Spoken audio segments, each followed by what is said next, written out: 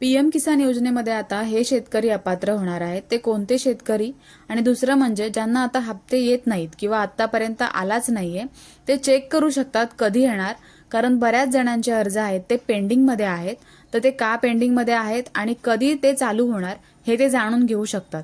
तर तेच आपण या व्हिडिओमध्ये पाहणार आहोत. सगळ्यात पहिले तुम्हाला गुगलवरती जायचंय. गुगलवरती pmkisan.gov.in अशी साईट आहे, ती टाकायची आहे. ह्या साईटची लिंक मी व्हिडिओच्या डिस्क्रिप्शनमध्ये सुद्धा दिलेली आहे. ह्या साईटवरती गेल्यानंतर तुम्हाला इथे पहिला एक मेसेज बघायला भेटेल. 18वा हप्ता आहे तो सगळ्यांना 5 ऑक्टोबर 2024ला आला होता. आता ह्या पुढचा हप्ता येणार आहे तो जानेवारीच्या एंडिंग पर्यंत किंवा फेब्रुवारीच्या स्टार्टिंग पर्यंत येऊ शकतो. सगळ्यात महत्त्वाचं म्हणजे आता पीएम किसान योजना ही काय आहे सगळ्यांना माहितीच आहे, तरी आपण थोडक्यात 1 मिनिटात बघूया. पीएम किसान योजना ही केंद्र शासनाची योजना आहे. तुम्ही इथे जे पॉइंट्स दिलेले आहेत ते पटापट वाचून घेऊ शकता. हे तुम्ही वाचून घेऊ शकता त्या साईटवरती जाऊन. त्याच्यानंतर ही केंद्र सरकारची 100% निधी वितरित करणारी योजना आहे, शेतकऱ्यांसाठी आहे. वर्षाला 6,000 रुपये हे शेतकऱ्याच्या कुटुंबाला मिळतात. 3 हप्त्यामध्ये वर्षाला मिळतात. आणि दुसरं म्हणजे हा जो निधी असतो तो शेतकऱ्यांच्या थेट बँक खात्यामध्ये जमा केला जातो. हे सगळे पॉइंट्स तुम्ही वाचून घ्या. आता ह्यानंतर आपण बघणार आहोत कोणते शेतकरी आहेत ते अपात्र होणार आहेत. ह्या योजनेतून कोणत्या शेतकऱ्यांना वगळण्यात येणार आहे, तर इथे सर्व संस्थात्मक जमीनधारक आहे ते. दुसरं म्हणजे खालीलपैकी एक किंवा अधिक श्रेणीमध्ये जे शेतकरी कुटुंब मोडतं ते सुद्धा आहेत. तर ते आपण काय श्रेणी आहे ते वाचून घेऊया. केंद्र राज्य सरकारची मंत्रालय, कार्यालय, विभाग आणि त्याचा क्षेत्रीय युनिट्सचे सर्व सेवानिवृत्त किंवा सेवानिवृत्त अधिकारी आणि कर्मचारी, केंद्रीय किंवा राज्य मल्टीटास्किंग स्टाफ असेल ते वगळून गट डी कर्मचारी असतात सरकारीमध्ये, गट डी कर्मचारी असतात त्यांना सुद्धा वगळून फक्त मल्टीटास्किंग जो स्टाफ आहे त्यांचं चालू राहणार आहे. त्याच्या व्यतिरिक्त जे आहे ते तुम्ही वाचून घेऊ शकता.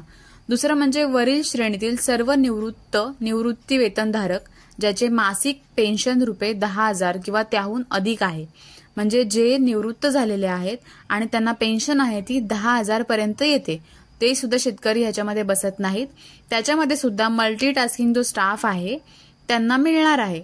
ड वर्ग जो असतो कर्मचाऱ्यांचा त्यांना मिळणार नाहीये, पण मल्टीटास्किंग स्टाफ असतो त्यांना मिळणार आहे. आता सर्व व्यक्ती ज्यांनी मागील मूल्यांकन वर्षात आयकर भरला आहे, म्हणजे जे सर्व शेतकरी किंवा शेतकऱ्याचं कुटुंब ज्यांनी लास्ट इयरला इन्कम टॅक्स भरलेला आहे. आणि त्यानंतर डॉक्टर, अभियंते, वकील, चार्टर्ड अकाउंटंट आणि वस्तुविशारद यासारखे व्यावसायिक किंवा व्यावसायिक संस्थांमध्ये नोंदणीकृत आहेत असे जे सराव करून आता त्याचा व्यवसाय करतात ते, हे सगळे लोक आहेत ते ह्या योजनेतून वगळले जाणार आहेत. त्याचसोबत संवैधानिक पदे असलेली माजी आणि विद्यमान किंवा माजी आणि विद्यमान मंत्री असतात, राज्यमंत्री आणि लोकसभा, राज्यसभा, राज्य विधानसभा, राज्य विधान परिषदेचे माजी वर्तमान सदस्य, महानगरपालिकेचे विद्यमान महापौर, जिल्हा पंचायती, हे जे सगळे आहेत ते सुद्धा ह्याच्यातून वगळले जाणार आहेत. तर हे कोण कोण वगळले जाणार आहेत ते सगळं तुम्ही ह्याच्यामध्ये वाचून घेऊ शकता.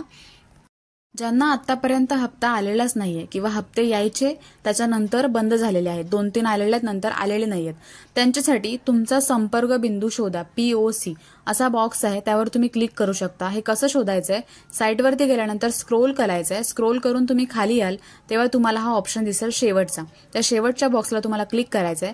क्लिक केल्यानंतर तुम्हाला इथे नोडल ऑफिसरचे नंबर येणार आहेत तुमच्या स्टेट आणि डिस्ट्रिक्ट वाईज. त्याच्यावरती जायचंय, स्टेट निवडून घ्यायचंय, सिलेक्ट स्टेट आहे. त्याच्यानंतर तिथे आपण महाराष्ट्र निवडून घेतलंय. महाराष्ट्र निवडून घेतल्यानंतर तुम्हाला तुमचं डिस्ट्रिक्ट निवडून घ्यायचंय. तर ज्यांचं आहे जसं आहे ते अकोला, धुळे, हिंगोली, जालना, लातूर, नांदेड जे आहे ते आपलं रायगड आहे, रायगडवरती क्लिक करून सर्च करायचंय. सर्च केल्यानंतर इथे तुम्हाला प्रत्येकाचा नंबर येईल. तुम्हाला डिस्ट्रिक्ट वाईज त्याने नंबर दिलेले आहेत, तहसील ऑफिसमधले जे कृषी अधिकारी असतात त्यांचे. तर ह्या सगळ्यांचं नाव, नंबर आणि मेल ID इथे प्रोव्हाइड केलेलं आहे. तुम्ही त्या नावानुसार त्या मोबाईल नंबरवरती फोन लावून तुमची जी कंप्लेंट आहे, तुमचा अर्ज पेंडिंगमध्ये काय आहे, कधी अप्रूव्ह होणार आहे, काय डॉक्युमेंट्स लागणार आहेत, कोणाला भेटावं लागणार आहे, ह्या सगळ्या ज्या क्वेरी आहेत तुम्ही यांना विचारू शकता. जर फोन लावायचा नसेल तर मेल ID दिलेला आहे, त्याच्यावर तुम्ही मेल करू शकता. मेलवरती तुमचं जे समस्या आहे ते टाकू शकता. मेलपेक्षा मोबाईल नंबर आहे तो बेस्ट आहे, तुम्ही डायरेक्ट फोनवरती बोलून घेऊ शकता. तर आता जो हप्ता येणार आहे जानेवारीमध्ये येईल किंवा फेब्रुवारीच्या स्टार्टिंगला येईल, तर तो हप्ता तुम्हाला येऊ शकतो जर तुम्ही त्याची क्वेरी आधी सॉल्व्ह केलेली असेल तर त्यांच्यासाठी हा व्हिडिओ महत्त्वाचा आहे, त्यांच्यासोबत तुम्ही शेअर करू शकता.